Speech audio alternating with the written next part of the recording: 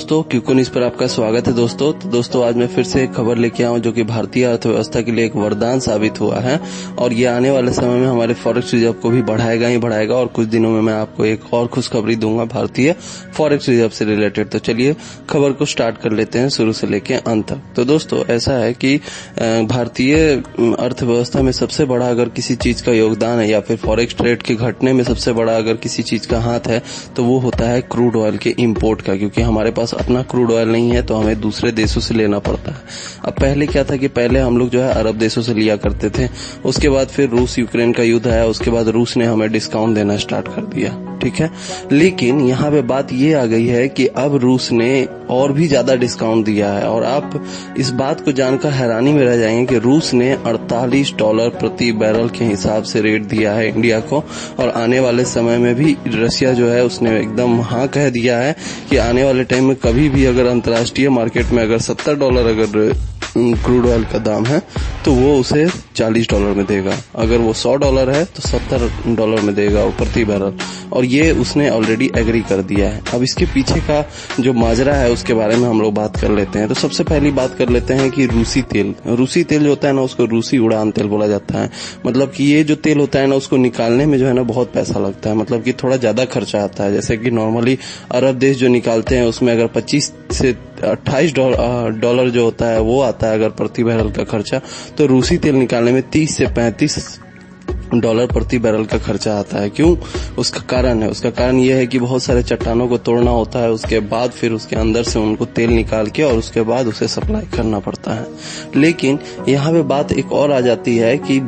15 या 20 दिन पहले मैंने एक वीडियो बना के बताया था आपको कि G7 देशों ने प्राइस कैप लगा दिया है। अब जब प्राइस कैप लग गया है रूसी तेलों के ऊपर में, तो जो भी छोटे देश थे ना उन लोगों का कहना था कि जब अगर प्राइस कैप लग गया है $60 प्रति बैरल का तो उसी के आसपास में जो है अंतर्राष्ट्रीय मार्केट में हम लोगों को तेल मिल रहा है, तो हम क्यों रूसी देशों से हम लोग जो है तेल खरीदें जबकि हम लोग को अरब देश वगैरह से मिल सकती है और हमें सैंक्शन का भी कोई डर नहीं रहेगा और सैंक्शन कंट्री से हम लोगों को जो तेल है वो लेने में कभी भी हम लोगों को हानिकारक रहेगा ही रहेगा। उसीलिए जो है बहुत सारे देश जो है मतलब छोटे छोटे देश जो उनके खरीदारक थे रूस के वो घट गए हैं।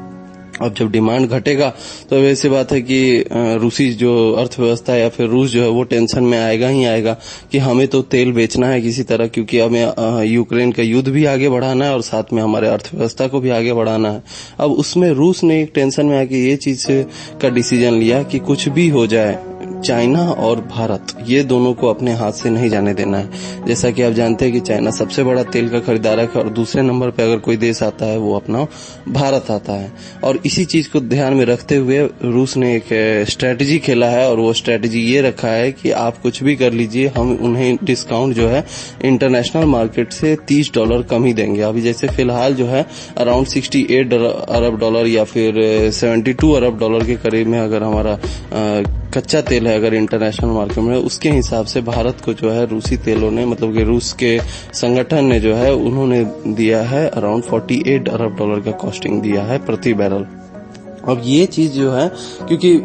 उस वक्त जो है भारत ने भी अंतर्राष्ट्रीय जो यूएन ने जो मतलब कि मतलब G7 कंट्री ने जो सैंक्शन लगाए थे या फिर जो प्राइस कैप लगाए थे उसे भारत भी नहीं माना था, ना कि रूस माना था, और उस वक्त भी वो लोग जो है अपना शिपमेंट जो है जारी रखे थे और उस वक्त भी टैंकर्स वगैरह जो है वो प्रोवाइड किया था रशिया ने इंडिया को। लेकिन अब यहाँ पे बात ये आ गई कि उसके साथ साथ अब रशिया जो है ना हम लोगों को डिस्काउंटेड प्राइस में दे रहा है, मतलब कि $48 अरब प्रति बैरल के हिसाब से प्राइसिंग से जो है हम लोग को रूसी तेल दे रहा है। और दूसरी बात अगर देखी जाए तो रूसी उड़ान तेल जो होती है ना उसकी क्वालिटी काफी बेहतर मानी जाती है रेदर देन जो अरब देशों की तेल होती है। तो ये है पूरा का पूरा माजरा दोस्तों। लेकिन इससे जो है ना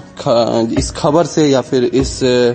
डिसीजन से जो है ना भारतीय अर्थव्यवस्था को सच में एक वरदान मिला है। वरदान इस चीज का मिला है कि हमें अब इंपोर्ट ड्यूटी जो है मतलब कि इंपोर्ट जो हम लोग का होगा वो घट जाएगा। जब हमारा इंपोर्ट घटेगा तो ऑब्वियस सी बात है कि हमारा जो अर्थव्यवस्था है वो भी बढ़ेगा और साथ में हमारा फॉरेक्स ट्रेड भी बढ़ेगा और उसके साथ साथ जो है हमारा इंपोर्ट एक्सपोर्ट का जो हम लोग का ट्रेड डिफिसिट है वो भी घटेगा और इससे जो है भारतीय अर्थव्यवस्था को सच में एक बहुत बड़ा बूम देखने को मिलेगा। तो दोस्तों आज के खबर में बस इतना।